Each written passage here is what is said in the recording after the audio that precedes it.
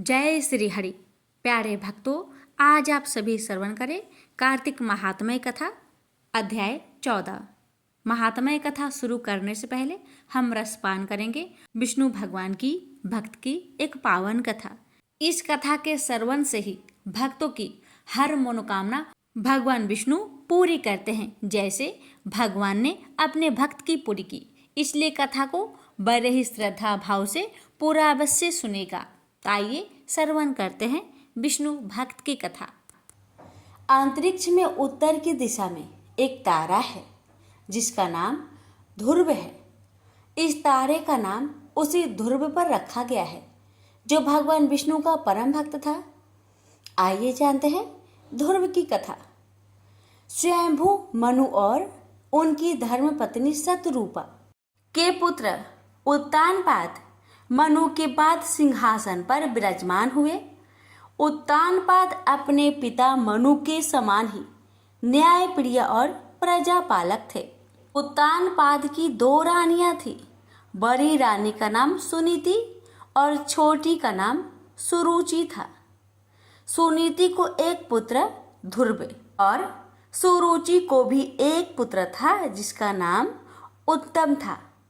ध्रुव बड़ा होने के कारण राजगद्दी का स्वाभाविक उत्तराधिकारी था, पर सुरुचि अपने पुत्र उत्तम को पिता के बाद राजा बनते देखना चाहती थी। इस कारण वो ध्रुव और उसकी मां सुनीति से ईर्ष्या करने लगी और धीरे धीरे उत्तानपाद को अपने मोह माया के जाल में बांधने लगी। इस प्रकार सुरुचि ने ध्रुव और सुनीति को उत्तानपाद से दूर कर दिया। उत्तानपाद भी सुरुचि के रूप पर मोहित होकर अपने पारिवारिक कर्तव्य से विमुख हो गए और सुनीति की अपेक्षा करने लगे। एक दिन बालक ध्रुव पिता से मिलने की जिद करने लगा। माता ने तिरस्कार के भय से और बालक के कोमल मन को ठेस न लगे इसलिए ध्रुव को बहलाने लगी, पर ध्रुव अपनी जिद पर अड़ा रहा। अंत में माता ने हार कर उसे पिता के पास जाने की आज्ञा दे दी।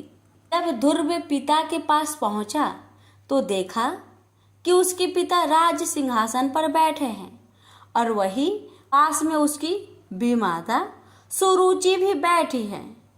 अपने भाई उत्तम को पिता की गोद में बैठा देखकर ध्रुव की इच्छा भी पिता की गोद में बैठने की हुई, पर उत्तानपाद ने अपनी प्रिय पत्नी सुरुचि के सामने गोद में चढ़ाने को लालायित प्रेम बस आए हुए अपने पुत्र का आदर नहीं किया। अपनी सौत के पुत्र ध्रुव को पिता की गोद में चढ़ने को उत्सुक देखकर सुरुचि को क्रोध आ गया और कहा, अरे लल्ला, बिना मेरे पेट से जन्म लिए किसी अन्य स्त्री का पुत्र होकर तू क्यों इतनी बड़ी इच्छा करता है?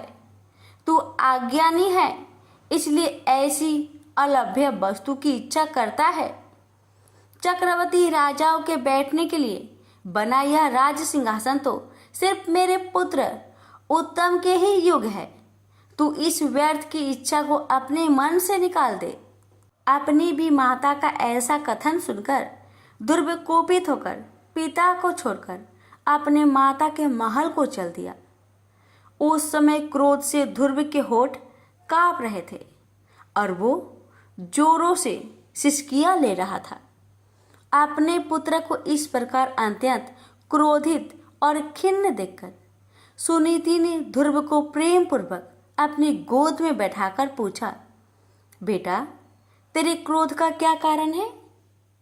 किसने तेरा निरादर करके तेरे पिता का अपमान करने का साहस किया है? ये सुनकर ध्रुव ने अपनी माता को रोते हुए वह सब बात बताई जो उसकी भी माता ने पिता के सामने कही थी। अपने पुत्र से सारी बात सुनकर सुनीति अत्यंत दुखी होकर बोली, बेटा, सुरुचि ने ठीक कहा है। तू अवश्य ही मंद भाग्य है जो मेरे गर्भ से जन्म लिया। पुण्यवानों से उसकी विपक्षी भी ऐसी बात नहीं कह सकती। पूर्व जन्म में तूने जो कुछ भी किया है उसे कौन दूर कर सकता है, और जो नहीं किया है उसे तुझे कौन दिला सकता है? इसलिए तुझे अपनी भी माता के बातों को भूल जाना चाहिए। हे वत्स, पुण्यवानों को ही राजवैद, घोड़े, हाथी आदि प्राप्त होते हैं। ऐसा जानकर तू शांत हो जा। यदि सुरुचि के वाक्य से तुझे अत्यंत दुख हुआ है तो सर्व फलदायिनी पुण्य के संग्रह करने का प्रयत्न कर।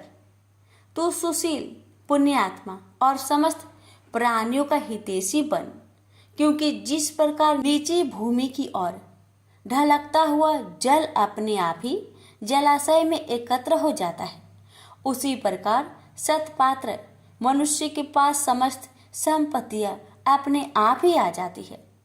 माता की बात सुनकर ध्रुव ने कहा, माँ, अब मैं वही प्रयत्न करूंगा जिससे संपूर्ण लोकों में आदरणीय सर्वश्रेष्ठ पद को प्राप्त कर सकूं। अब मुझे पिता का सिंहासन नहीं चाहिए, वह मेरे भाई उत्तम को ही मिले। मैं किसी दूसरे के दिए हुए पद का इच्छुक नहीं हूँ। मैं तो अपने पुरुषार्थ से ही उस परम पद को पाना चाहता हूँ जिसको पिताजी ने भी प्राप्त नहीं किया है। अपनी माता से इस प्रकार कहकर ध्रुव सुनीति के महल से निकल पड़ा और नगर से बाहर वन में पहुंचा। वहां ध्रुव ने पहले से ही आए हुए 7 मुनीश्वरों यानी सप्त ऋषियों को मृग चम्र के आसन पर बैठे देखा। ध्रुव ने उन सबको प्रणाम करके उनका उचित अभिवादन किया और नम्रता पूर्वक कहा, हे महात्माओं, मैं सुनीति और राजा उत्तानपाद का पुत्र ध्रुव हूँ। मैं आत्मा गलाने के कारण आपके पास आया हूँ। यह सुनकर ऋषि बोले, राजकुमार, अभी तो तू सिर्फ 4-5 वर्ष का बालक जान पड़ता है। तेरी चिंता का कोई कारण भी दिखाई नहीं देता, क्योंकि अभी तो तेरे पिता जीवित है। फिर तेरी गलाने का क्या कारण है? तब ध्रुव ने ऋषियों को वह सब बात बताई जो सुरुचि ने उसे कहे थे। ये सुनकर ऋषिगण आपस में कहने लगे, अहो, छात्र तेज कैसा परवल है जिससे इन नन्हे बालक के हृदय से भी अपनी भी माता के दुर्वचन नहीं टलते। ऋषि बोले, हे क्षत्रिय कुमार, तूने जरूर कुछ निश्चय किया है। अगर तेरा मन करे तो वह हमें बता। हे तेजस्वी, हमें ये भी पता कि हम तेरी क्या सहायता करें। ध्रुव ने कहा, हे मुनिगण, मुझे ना तो धन की इच्छा है और ना ही राज्य की। मैं तो केवल एक उसी स्थान को जाना चाहता हूँ जिसको पहले किसी ने न भोगा हो। हे मुनि श्रेष्ठ, आप लोग बस मुझे यह बता दे कि क्या करने से मुझे वह श्रेष्ठ स्थान प्राप्त हो सकता है। ध्रुव के इस प्रकार पूछने पर सभी ऋषिगण एक एक करके ध्रुव को उपदेश देने लगे। मरीचि बोले, हे राजपुत्र, बिना नारायण की आराधना किए मनुष्य को वह श्रेष्ठ स्थान नहीं मिल सकता, अतः तू उनकी ही आराधना कर। अत्रि बोले, जो परा आकृति से भी पड़े हैं वे परम पुरुष नारायण जिससे संतुष्ट होते हैं, उसी को वह अक्षय पद प्राप्त होता है। यह मैं एकदम सच कहता हूँ। अंगिरा बोले, यदि तू अग्र स्थान का इच्छुक है तो जिस सर्वव्यापक नारायण से यह सारा जगत व्याप्त है, तू उसी नारायण की आराधना कर। पुलस्त्य बोले, जो परम ब्रह्मा, परम धाम और परम स्वरूप है, उन नारायण की आराधना करने से मनुष्य अति दुर्लभ मोक्ष पद को भी प्राप्त कर लेता है। पुलह बोले, हे सुव्रत, जिन जगतपति की आराधना से इंद्र ने इंद्र पद प्राप्त किया है, तू उन यज्ञपति भगवान विष्णु की आराधना कर। क्रतु बोले, जो परम पुरुष, यज्ञ पुरुष, यज्ञ और युगेश्वर है, उन जनार्दन के संतुष्ट होने पर कौन सी वस्तु दुर्लभ रह जाती है। वशिष्ठ बोले, हे वत्स, विष्णु भगवान की आराधना करने पर तू अपने मन से जो कुछ चाहेगा वही प्राप्त कर लेगा। फिर त्रिलोकी के श्रेष्ठ स्थान की तो बात ही क्या है। ध्रुव ने कहा, हे महर्षिगण, आप लोगों ने मुझे आराध्य देव तो बता दिया, आप कृपा करके मुझे ये भी बता दीजिए कि मैं किस प्रकार उनकी आराधना करूं?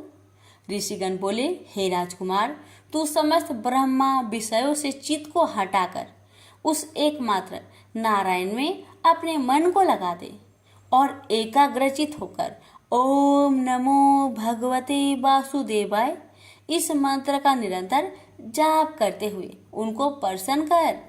ये सब सुनकर ध्रुव उन ऋषियों को प्रणाम करके चल दिया और यमुना के तट पर अति पवित्र मधु नामक वन में पहुंचा, जिस मधुवन में नित्य श्री हरि का सानिध्य रहता है। उसी सर्व पाप हरि तीर्थ में ध्रुव कठोर तपस्या करने लगा। इस प्रकार दीर्घ काल तक कठिन तपस्या करने से ध्रुव के तपोबल से नदी, समुद्र और पर्वत सहित समस्त भूमंडल अत्यंत क्षुब्ध हो गए और उनके क्षुब्ध होने से देवताओं में खलबली मच गई। तब देवताओं ने अत्यंत व्याकुल होकर इंद्र के साथ परामर्श करके ध्रुव का ध्यान भंग करने का आयोजन किया। देवताओं ने माया से कभी हिंसक जंगली पशुओं के द्वारा तो कभी राक्षसों के द्वारा ध्रुव के मन में भय उत्पन्न करने की कोशिश की, परंतु विफल रहने पर ध्रुव की माता के रूप में भी उसका ध्यान भंग करने का प्रयत्न किया। पर ध्रुव एकाग्रचित होकर सिर्फ भगवान विष्णु के ध्यान में ही लगा रहा और किसी की ओर देखा तक नहीं। जब सब प्रकार के प्रयत्न विफल हो गए तो देवताओं को बड़ा भय हुआ और सब मिलकर श्री हरि की शरण में गए। देवता बोले, हे जनार्दन, हम उत्तानपाद के पुत्र की तपस्या से भयभीत होकर आपकी शरण में आए हैं। हम नहीं जानते कि वह इंद्रपद चाहता है या उसे सूर्य, वरुण या चंद्रमा के पद की अभिलाषा है। आप हम पर प्रसन्न होइए और उसे तप से निवृत्त कीजिए। श्री भगवान बोले, हे देवगण, उसे इंद्र, सूर्य, वरुण, कुबेर आदि किसी की पद की अभिलाषा नहीं है। आप सब लोग निश्चिंत होकर अपने स्थान को जाइए। मैं तपस्या में लगे हुए उस बालक की इच्छा को पूर्ण करके उसे तपस्या से निवृत्त करूंगा। श्री हरि की ऐसे कहने पर देवगण उन्हें प्रणाम करके अपने स्थान को चले गए। भगवान विष्णु अपने भक्त ध्रुव की कठिन तपस्या से संतुष्ट होकर उसके सामने प्रकट हुए। श्री भगवान बोले, हे उत्तानपाद के पुत्र ध्रुव, तेरा कल्याण हो। मैं तेरी तपस्या से प्रसन्न होकर तुझे वर देने के लिए प्रकट हुआ हूँ। मैं तुझसे अति संतुष्ट हूँ। अब तू अपनी इच्छा अनुसार वर मांग। भगवान विष्णु के ऐसे वचन सुनकर बालक ध्रुव ने आंखें खोली। ध्यान अवस्था में देखे हुए भगवान को शंख, चक्र, गदा और पद्म में धारण किए हुए साक्षात अपने सामने खड़ा देखा। तब उसने भगवान को साष्टांग प्रणाम किया और सहसा रोमांचित तथा परम भयभीत होकर भगवान की स्तुति करने की इच्छा की। पर इनकी किस प्रकार स्तुति करूं, ये सोचकर ध्रुव का मन व्याकुल हो गया। ध्रुव ने कहा, भगवान, मैं आपकी स्तुति करना चाहता हूँ पर अपने अज्ञान बस कुछ कह नहीं पा रहा, अतः आप मुझे इसके लिए बुद्धि प्रदान कीजिए। भगवान विष्णु ने अपने शंख से ध्रुव का स्पर्श किया। इसके बाद क्षण मात्र में ध्रुव भगवान की उत्तम प्रकार से स्तुति करने लगा। जब ध्रुव की स्तुति समाप्त हुई तब भगवान बोले, हे ध्रुव, तुमको मेरा साक्षात दर्शन हुआ है। इससे निश्चित ही तेरी तपस्या सफल हो गई है। पर मेरा दर्शन तो कभी निष्फल नहीं होता, इसलिए तुझे जिस वर की इच्छा हो वह मांग ले। ध्रुव बोला, हे भगवान, आपसे इस संसार में क्या छिपा हुआ है। मैं मेरी सौतेली माता के गरुएले वचनों से आहत होकर आपकी तपस्या में प्रवृत्त हुआ हूँ, जिन्होंने कहा था कि मैं अपने पिता के राज सिंहासन की योग्य नहीं हूँ। अतः हे संसार को रचने वाले परमेश्वर, मैं आपकी कृपा से वह स्थान चाहता हूँ जो आज तक इस संसार में किसी को भी प्राप्त ना हुआ हो। श्री भगवान बोले, वत्स, तूने अपने पूर्व जन्म में भी मुझे संतुष्ट किया था, इसलिए तू जिस स्थान की इच्छा करता है वह तुझे अवश्य प्राप्त होगा। पूर्व जन्म में तू एक ब्राह्मण था और मुझ में निरंतर एकाग्रचित रहने वाला माता पिता का सेवक तथा स्वधर्म का पालन करने वाला था। बाद में एक राजपुत्र से तेरी मित्रता हो गई। उसके वैभव को देखकर तेरी इच्छा हुई कि मैं भी राजपुत्र हूँ। अतः हे ध्रुवे, तुझको अपनी मनोवांछित इच्छा प्राप्त हुई।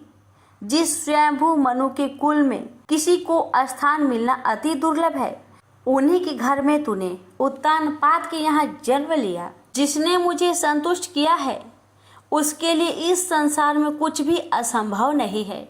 मेरी कृपा से तू निश्चय ही उस स्थान को प्राप्त करेगा जो त्रिलोकी में सबसे उत्कृष्ट है और समस्त ग्रहों और तारा मंडल का आश्रय है। मेरे प्यारे भक्त ध्रुवे, मैं तुझे वह निश्चल ध्रुव स्थान देता हूँ जो सूर्य, चंद्र आदि ग्रहों, सभी नक्षत्रों और सप्त ऋषियों से भी ऊपर है। तेरी माता सुनीति भी वहाँ तेरे साथ निवास करेगी और जो लोग प्रातःकाल और संध्या काल तेरा गुणगान करेंगे उन्हें महान पुण्य प्राप्त होगा। धन्य है ध्रुव की माता सुनीति, जिसने अपने हितकर वचनों से ध्रुव के साथ साथ स्वयं भी उस सर्वश्रेष्ठ स्थान को प्राप्त कर लिया। ध्रुव के नाम से ही उस दिव्य लोक को संसार में ध्रुव तारा के नाम से जाना जाता है। ध्रुव का मतलब होता है स्थिर, अपने स्थान से विचलित न होने वाला, जिसे भक्त ध्रुव ने सत्य साबित कर दिया। भक्त ध्रुव की कहानी में हमें यह शिक्षा मिलती है कि जिसके मन में दृढ़ निश्चय और हृदय में आत्मविश्वास हो, वह कठोर पुरुषार्थ के द्वार इस संसार में असंभव को भी संभव कर सकता है। प्रेम से बोलिए लक्ष्मी नारायण की जय। हे भगवान विष्णु, जैसे आपने अपनी भक्त की हर मनोकामना को पूर्ण किए, वैसे ही इस कथा को जो भी भक्त श्रद्धा भाव से श्रवण करे उसकी भी हर मनोकामना को पूर्ण करे। प्रेम से बोलिए विष्णु भगवान जी की जय। अब प्यारे भक्तों, आप श्रवण करेंगे कार्तिक महात्म की आगे की अध्याय।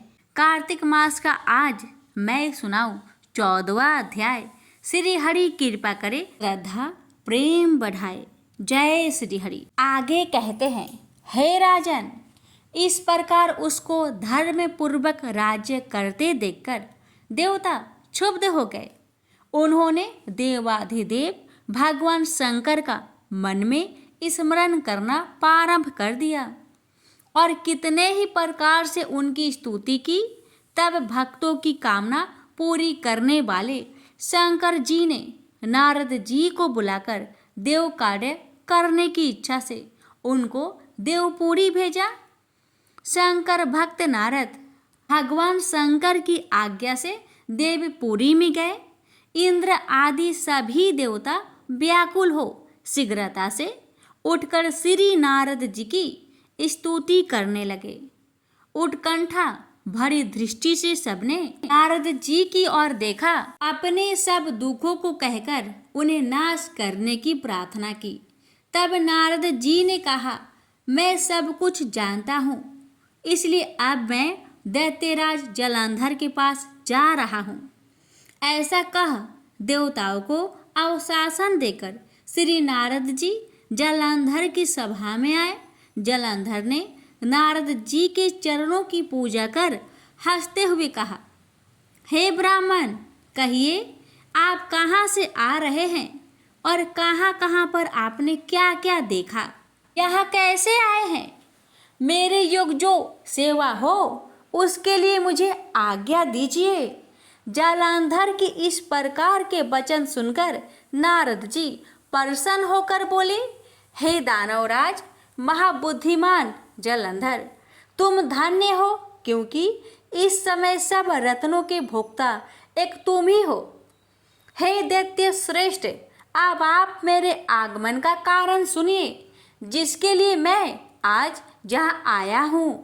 हे दैत्यराज, मैं स्वेच्छा से कैलाश पर्वत पर गया था, जहाँ 10,000 यजनों में फैला कल्प वृक्ष का वन है। वहाँ पर मैंने सैकड़ों कामधेनुओं को घूमते हुए देखा तथा यह भी देखा कि वह वन चिंतामणि से प्रकाशित परम दिव्य अद्भुत और सब स्वर्णमयी है। मैंने वहाँ पार्वती के साथ स्थित शंकर जी को भी देखा जो सर्वांग सुंदर गौर्ण वर्ण त्रिनेत्र और मस्तक पर चंद्रमा धारण किए हुए हैं। यह देखकर मुझे बड़ा आश्चर्य हुआ कि इनके समान समृद्धिशाली त्रिलोक में कोई है या नहीं। हे दैत्येंद्र, उसी समय मुझे तुम्हारी भी समृद्धि का स्मरण हो आया और उसे देखने की इच्छा से तुम्हारे पास आया हूँ। यह सुन जालंधर को बड़ा हर्ष हुआ। उसने नारद जी को अपनी सब समृद्धि दिखला दी। उसे देखकर देवताओं का कार्य करने की इच्छुक शिव प्रेरित नारद ने जालंधर की बड़ी प्रशंसा की और कहा, निश्चय ही तुम त्रिलोकपति होने के योग्य थे। तुम्हारे लिए ऐसा होना कोई विचित्र बात नहीं है। मैं देखता हूँ कि तुम्हारे पास सब कुछ है, किसी बात की कमी नहीं है। ऐरावत उच्च श्रवा घोड़ा कल्प वृक्ष और कुबेर की निधि तुम्हारे पास है। मणियों और रत्नों का ढेर भी तुम्हारे पास लगे हुए हैं। ब्रह्मा जी का हंसयुक्त विमान भी तुम्हारे पास है और धूलोक पाताल और पृथ्वी पर जितने भी रत्न आदि है वह सब तुम्हारे ही तो है। मैं तुम्हारे इस प्रकार के रत्न ऐश्वर्य को देखकर बड़ा प्रसन्न हूँ, परंतु तुम्हारे पास कोई स्त्री रत्न नहीं है, इसलिए तुम्हारा यह सब कुछ फीका है। तुम कोई स्त्री रत्न ग्रहण करो। नारद जी के इस प्रकार के वचन सुनकर दैत्य काम से व्याकुल हो गया। उसने नारद जी को प्रणाम करके पूछा कि ऐसी स्त्री कहाँ मिलेगी जो सब रत्नों में श्रेष्ठ हो। यदि ऐसा रत्न कहीं मिले तो मैं उसे अवश्य लाऊंगा।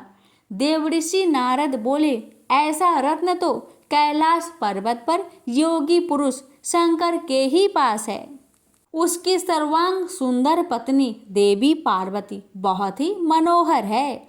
उसके समान सुंदरी मैंने आज तक नहीं देखी।